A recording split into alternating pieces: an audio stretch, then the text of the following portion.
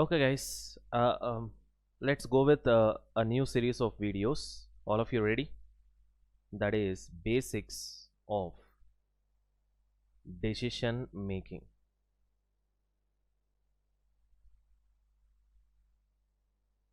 I can also call this as basics of costing. Okay, so this is for people in whatever the stream, whether you are doing CA or ACCA or CMA US, doesn't matter. For you, marginal costing or decision making is a part and parcel of your subject.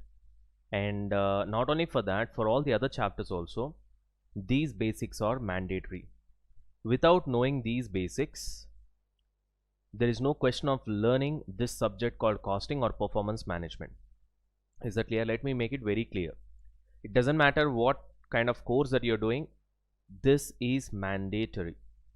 Is that clear? Now we're gonna have certain series of videos, okay, certain series of sessions, okay, where we are going to learn the very basics of costing, the very basics of decision making, in other words marginal costing as well, followed by that.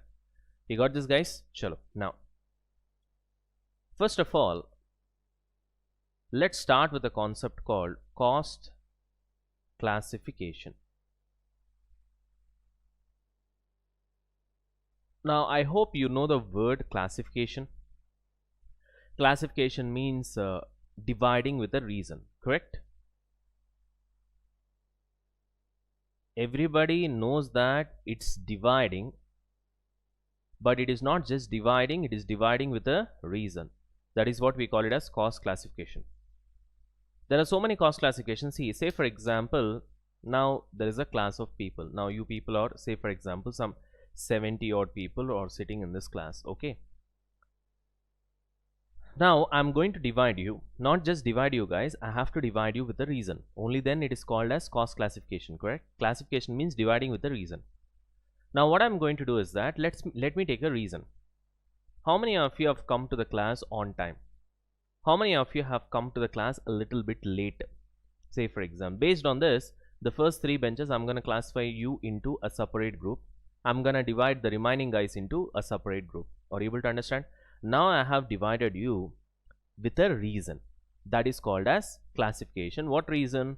Whether you have come to the class on time or a little bit late. You got it guys? Now let me change the reason. Now the reason is, how many of you guys are maintaining running notes while listening to the class? Let's say first bench and the last bench are maintaining and remaining benches they are not maintaining. Now again I have divided you with a reason, that is maintaining running notes. Now let me change the reason again. How many of you have paid full fee?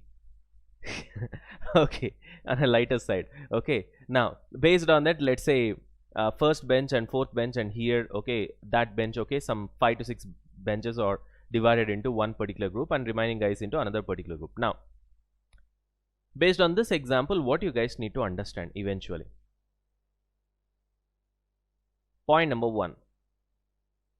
Every time I change the reason, the composition of classification of students in the class is changing, correct? Every time I change the reason, the composition of classification of the students in the class is changing.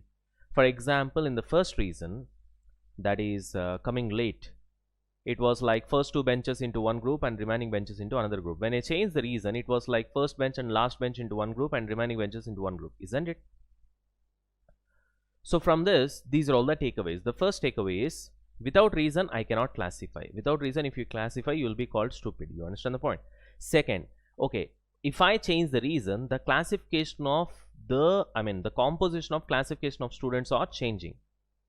But at the same time, another point that you guys need to note is that even though I change so many reasons, I'm classifying the same class, the same number of students, and we are not getting new students, correct? Are you able to understand?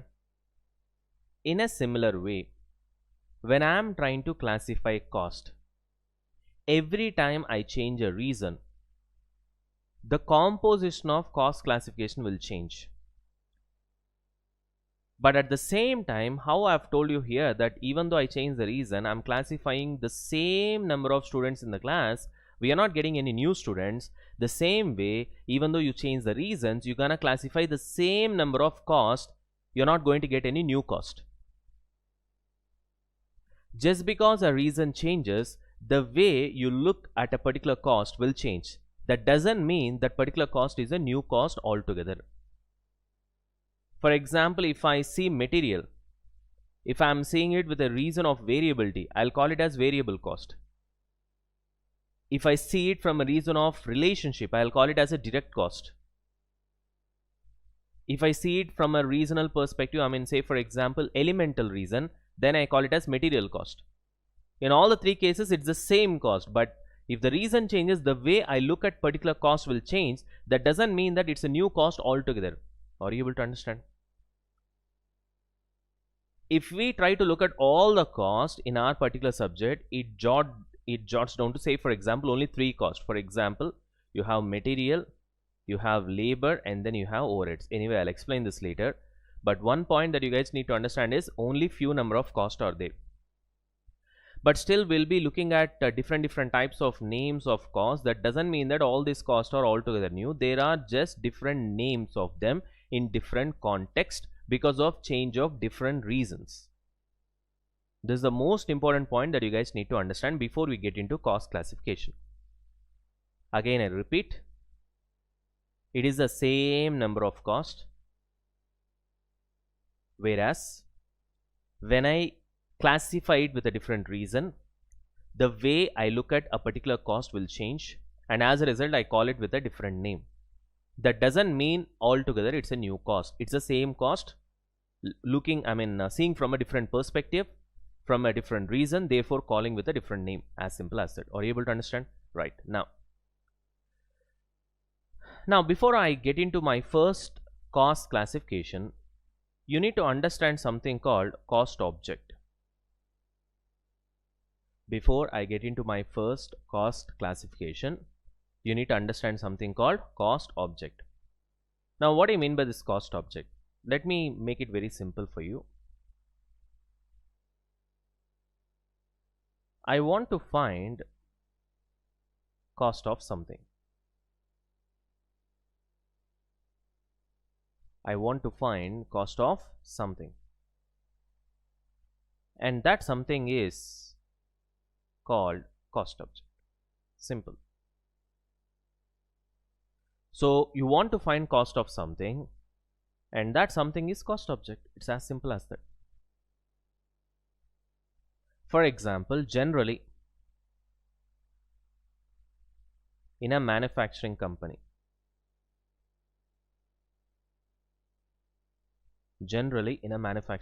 what is that something? In a manufacturing company, you would like to find out cost of what? What is that something? Yes, good, very good, finished goods or output or products. In a manufacturing company, always I would like to find out the cost of finished goods. I want to find cost of finished goods, which means finished goods is nothing but cost object. I hope you guys are able to follow. This is nothing but cost object.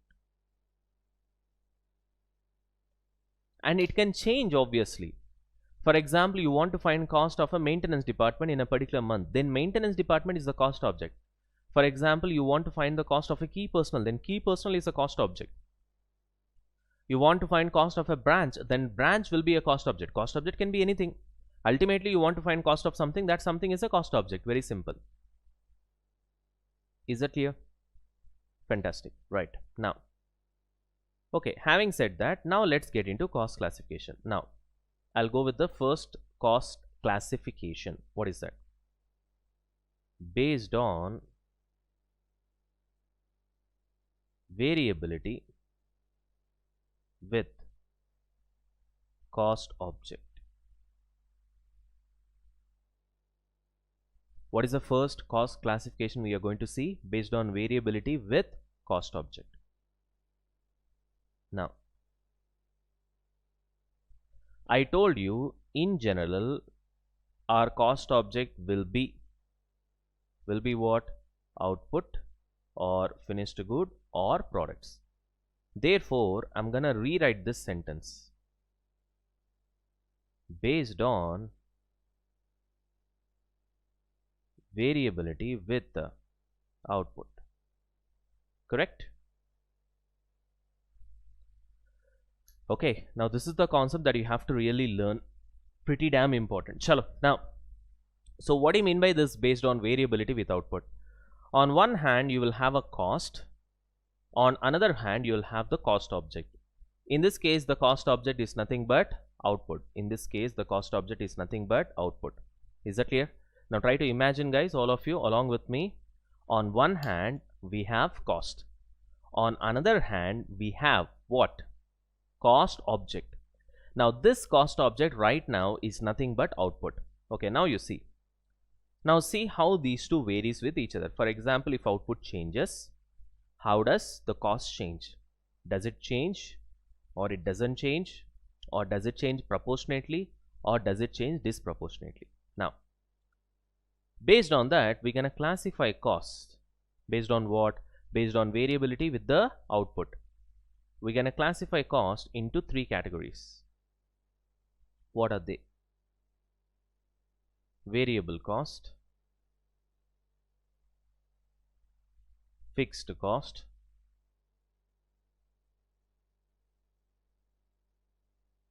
semi-variable cost. Okay, what are the different things we have got? Variable cost, fixed cost, and semi-variable cost. Now, what about variable cost? Everybody knows that variable cost is nothing but that cost which changes along with the output. But here there is a keyword. What is that keyword? Which changes proportionately along with the output. So the keyword here is proportionate change. Proportionate change, very important. So semi-variable cost also basically they change along with the output, but they change disproportionately.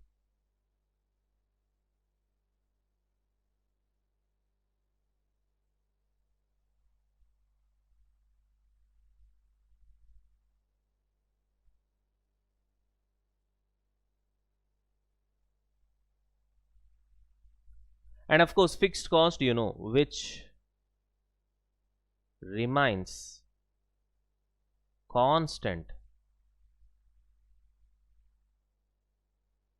irrespective of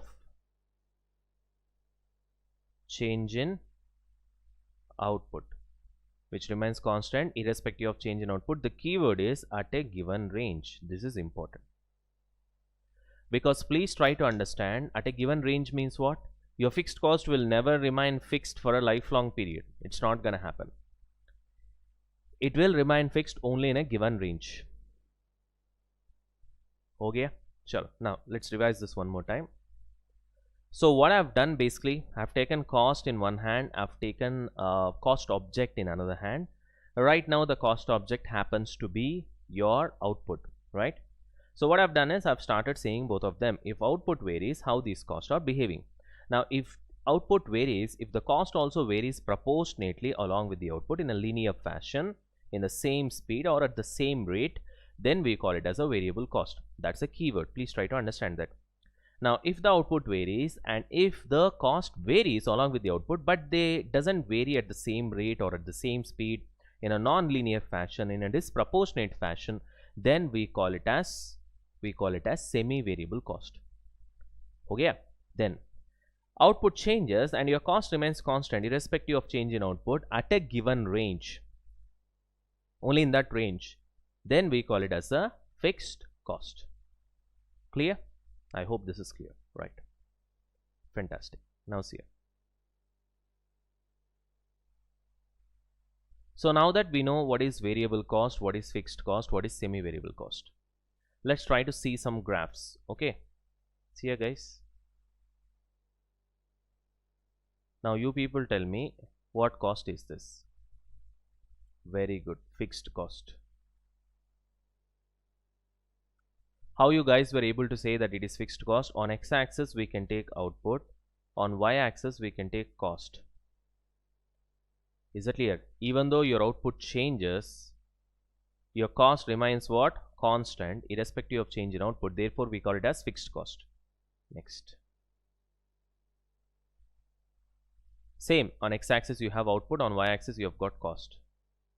What about this? Variable cost. Because your output is changing, your cost is also changing. Your output is changing, your cost is also changing. Correct? So we call it as what cost? Variable cost. Next.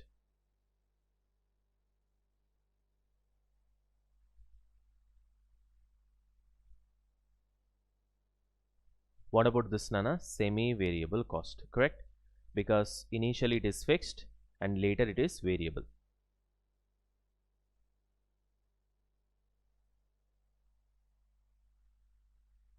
What about this? Again, semi-variable cost. Initially variable, later fixed.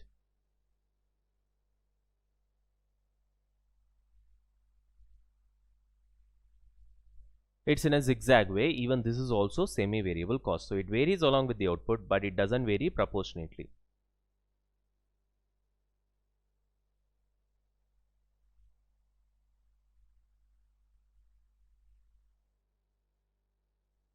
This is also one of the form of semi-variable cost only, but we call it with a specific name that we call it as what?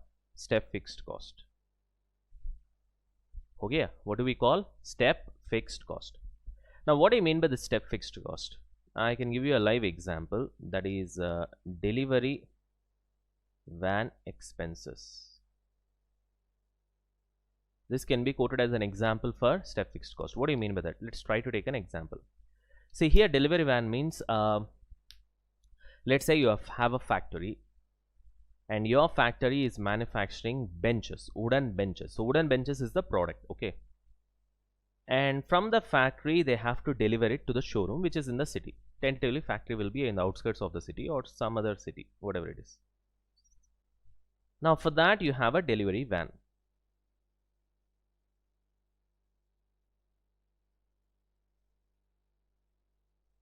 You have a delivery van. Now obviously the capacity of the van is limited, correct? It cannot be like a Pushpaka Vimana, right, where the capacity is pretty much what? Unlimited. So it is limited. So let's say each van can accommodate 100 benches. How many benches? Each van can accommodate 100 benches. Now for each van the cost is, let's say, 6,500 per van. Now let's presume that this cost includes everything in the sense, fuel expenses, the driver's salary, the depreciation of the van, or whatever it is, everything put together. For one van, for one delivery van, it's gonna cost you 6,500 to deliver and come.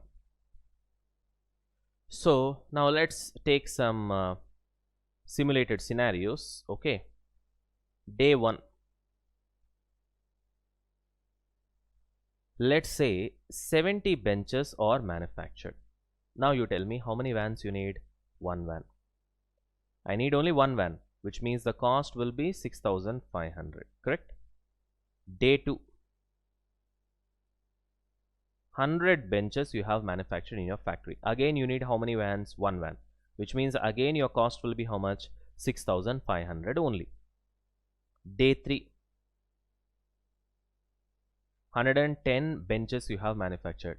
Now how many vans you need? 2 vans suddenly, and therefore your cost will be how much? 6,500 plus 6,500. It's going to be how much? 13,000.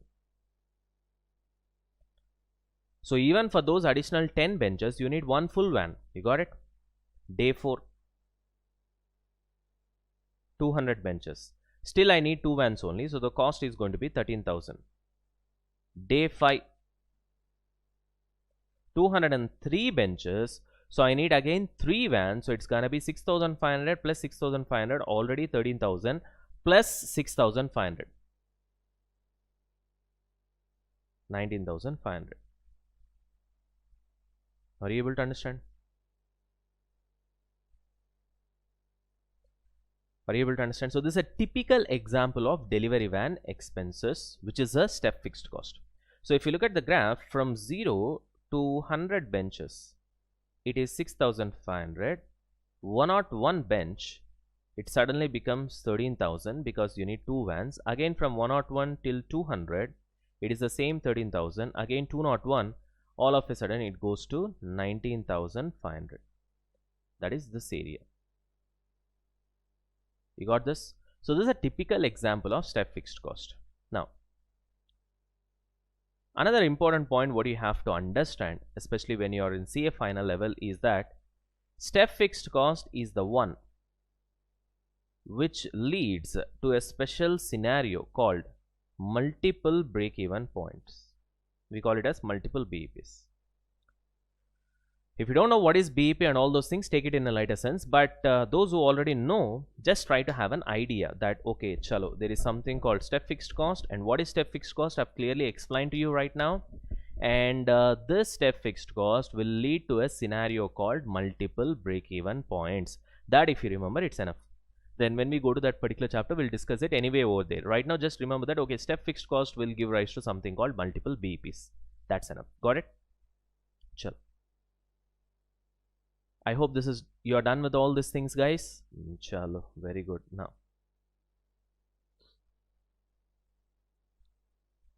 let's go with some important points.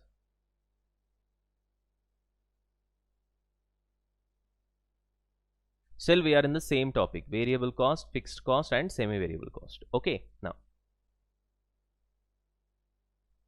I'll take two cases, case 1, case 2. Let's say variable cost per unit is 10 rupees.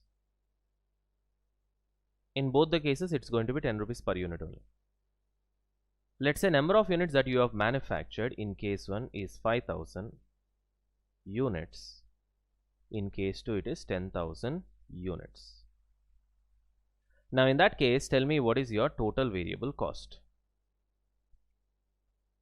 5,000 units into 10 rupees per unit, 10,000 units into 10 rupees per unit. Okay, so which means it's going to be how much, Nana? 50,000 here, 1 lakh here, total variable cost. Now let's talk about fixed cost. Say for example rent. Rent is fixed, everybody knows. Variable cost means we can call it as material cost.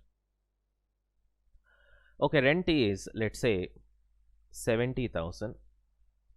Okay, in case 1. Case 2 also it is 70,000 because fixed cost always remains fixed. Whereas fixed cost per unit, 70,000 is the total fixed cost divided by how many units? 5,000 units. Correct, Nana? So let's calculate what is per unit. Okay, 70,000 divided by 5,000. So it comes around 14 per unit. Whereas here 70,000 divided by 10,000, so it comes around 7 per unit. Ho gaya? Now, some of you might have guessed it already. Some of you, let's try to understand what is the purpose of me writing all these numbers.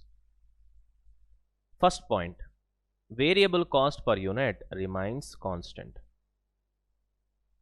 Very important while solving sums. As you can see, variable cost per unit remains constant. Variable cost in total changes. As you can see, variable cost in total here changes, 50,000 and 1 lakh. That is 5,000 into 10, 10,000 into 10. Got it? Fixed cost in total remains constant.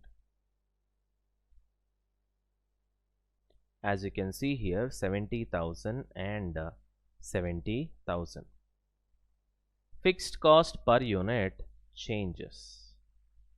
As you can see, 14 per unit and 7 per unit. These are all the 4 important points that you guys need to remember when it comes to this variable cost, fixed cost and semi-variable cost. So again I repeat, variable cost per unit remains constant. Fixed cost per unit changes. Variable cost in total changes. Fixed cost in total remains constant. One more time. Variable cost per unit remains constant. Variable cost in total changes. fixed cost in total remains constant. Fixed cost per unit changes. I hope this is clear. Right, Nana? So with this, we are done with the first lecture of basics of costing, or in this scenario, decision making. Okay. So what did we learn? Cost classification. What is a cost classification? Dividing with a reason. And then we tried to find out what is cost object, which is nothing but if you want to find cost of something and that something is nothing but cost object, generally in a company that something will be finished goods or output or products. Next, we went to the first cost classification. The actual heading will be based on variability with cost object, but we know that generally the cost object will be output. Therefore, we change the heading from based on variability with cost object to based on variability with output. Here you can classify cost into three categories: variable cost, fixed cost, semi-variable cost. Variable cost is that cost which varies proportionately along with the output. Fixed cost is that cost which remains fixed irrespective of the change in output at a given range, which is the key sentence. Semi-variable cost is that cost which varies disproportionately along with the output, which means in a non-linear fashion. Then we have seen certain graphs. Your cost is constant, so it is fixed cost. It varies along with the output, so it is variable cost in a linear fashion, proportionate way. Initially fixed, later variable, semi-variable cost. Initially variable, later fixed, semi-variable cost. Zigzag pattern, semi-variable cost only. Okay, and here it is semi-variable cost only, but specifically we can call it as step fixed cost because it looks like steps, obviously. And for that we have seen the example as delivery van expenses. I explained you that. And one important point here is step fixed cost will give rise to a scenario called multiple break-even points. What is that? When we go to the respective chapter, we'll try to understand. Okay. And finally, I gave you 4 important points. What are they? Variable cost per unit remains constant. Variable cost in total changes. Fixed cost in total remains constant. Fixed cost per unit changes. Very important, Nana. Why? Because this is really useful for us when we are solving some good problems when it comes to marginal costing chapter or decision making. You got this? Now come to the second part of the basics video. Okay, now when it comes to the first part, we have already covered a cost classification based on variability with cost object, and that cost object was output. And we have classified cost into variable cost, semi-variable cost and fixed cost. Now let's come to second cost classification. Now what is this? Based on relationship with cost object. So now we are going to classify cost based on relationship with cost object. And as I've already told you that generally the cost object is going to be what? The cost object is going to be product or output, or you can also call it as finished goods. So now how are we going to classify the cost? Based on relationship with finished goods. Based on relationship with finished goods, which means on one hand we're going to take output of finished goods, on the other hand we're going to take cost, and we're going to compare how they are related to each other. Now when we're going to compare with the relationship of a cost with an output, there are only 2 possibilities. The possibilities are either they will be directly related or they will be indirectly related, which means you can have only 2 types of cost here. One is direct cost, other one is indirect cost. Okay. Now based on what logic you have done this classification? Based on relationship with what, Nana? Cost object, and that cost object is product or output of finished goods. So we have direct cost as well as we have got indirect cost. Now direct cost can be further classified into 3 areas: direct material, direct labor, direct expenses. Indirect cost in a similar fashion can be divided into 3 more: indirect material, indirect labor, indirect expenses. हो गया? Now direct cost can also be called as prime cost. What is the other name for direct cost? Prime cost. Indirect cost can also be called as overheads. Indirect cost can also be called as overheads. Now, let's go with examples one by one. Now, if you look at any textbook, they will explain you direct cost this way. They will say that direct cost are that cost which are directly attributable to the finished good. Now, what do you mean by directly attributable to the finished good? Now, it doesn't make any sense for us, so we'll not be able to understand that in a good way. So, the simplified version is this. If you are able to find cost per unit as so much for a particular cost, if you are able to find per unit cost as so much, then it is called direct cost. If you are not able to find per unit cost as so much, then it is indirect cost. A very simplified understanding. To put it in different perspective, suppose I have a particular cost, I can divide it with number of units and I can say that particular cost per unit as so much. If I am able to say cost per unit, then it is direct cost. If I am not able to say cost per unit, then that is indirect cost. This is the simplified understanding. Okay. Now, what are the examples that we can give? Let's go with some examples now, one by one. Let's say our company is a furniture manufacturing company and it manufactures furniture finished goods, for example benches. Let's say in our company benches is the finished good. Presume benches is the finished good. Now tell me what will be the direct material for this finished good, which is a bench. The direct material will be wood, obviously, and if you have used a little bit of iron, then that also will be a material. Now you can ask me, sir, you said that direct cost means if you are able to find cost per unit as so much, then it is direct cost. Yes. For example, let's say there is a big wooden log and it cost you 10,000. This big wooden log has been converted into 4 benches. I'm pretty bad at drawing, forgive me for that. How many benches? 4 benches by carpenters. Okay. Now tell me, these are all 4 units of finished good. Now tell me, cost per unit of finished good with respect to raw material, that is wood, is how much? 10,000 divided by 4, that is 2,500 per unit. Now tell me, are you able to find cost per unit as so much? Yes. Then it is direct cost. Because wood is material, it is a direct material cost. Are you able to understand? Quite a bit simple. Direct labor. By this time you would have easily guessed carpenter. Carpenter's salary.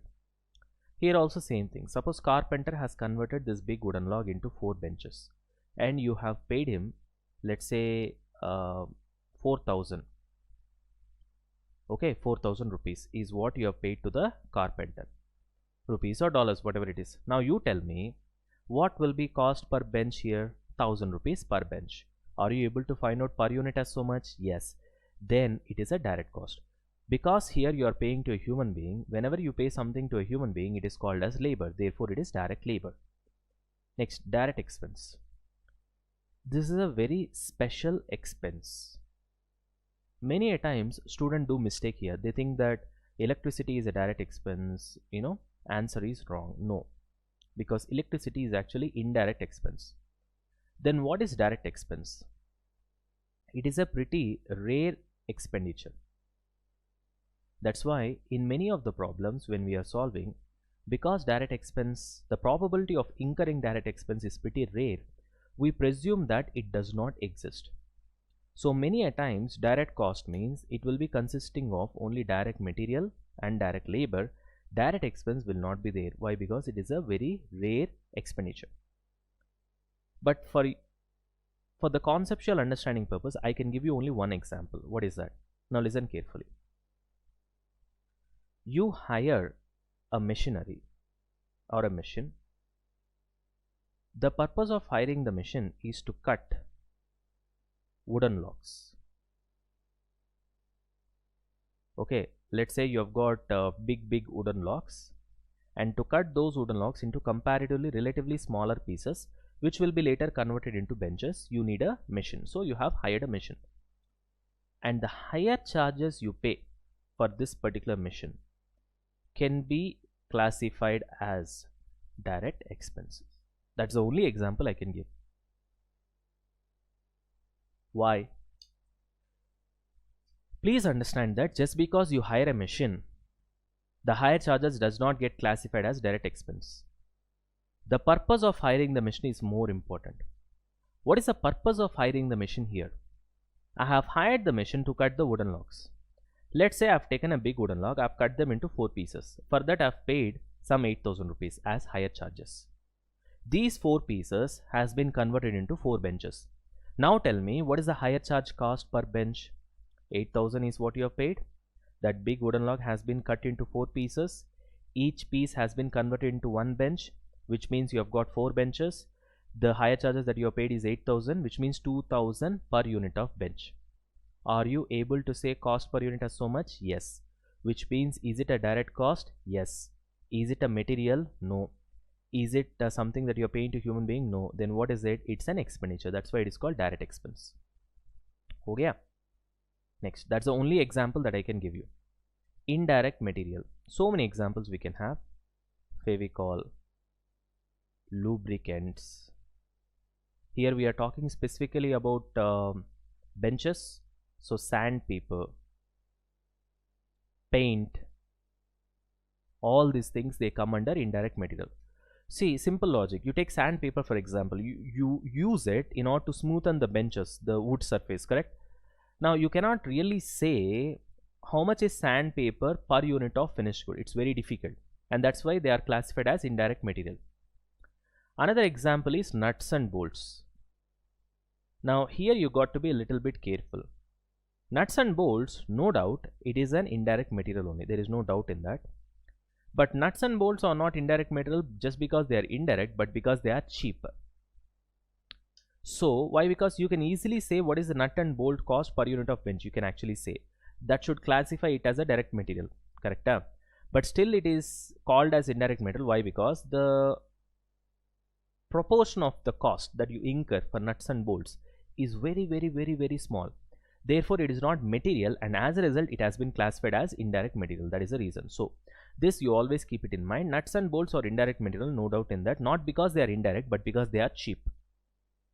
Next, indirect labor. Indirect labor means what? You pay something to a human being, but still they are not directly related to manufacturing your benches. The best example is supervisor's salary. Now simple logic. See, you pay 50,000 rupees per month to a supervisor as a salary. What he does, he supervises all the work that is being happening in the factory. There will be so many laborers in the factory. Every single day some 10 benches will come, some 5 tables will come, some 20 podiums will come. Like that every single day, different types of finished goods in different quantities will come outside from the factory. Some 10 benches one day, another day 8 benches, another day some 5 benches. Similarly, one day 10 beds, wooden cots for example, another day suppose 8 wooden cots. Like this it will happen for 30 days a month. Now tell me, what is supervisor's salary? That is 50,000 what you are paying per unit of bench. Can you say?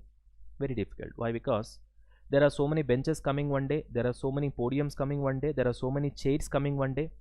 One chair is not equals to one bench is not equals to one podium. Therefore we cannot say supervisor's salary per unit of bench as so much. If you cannot say per unit of cost as so much, then it is classified as indirect cost.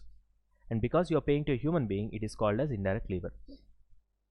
Now at the same time, please try to understand that it is not impossible to find supervisor cost per unit of bench. Please understand.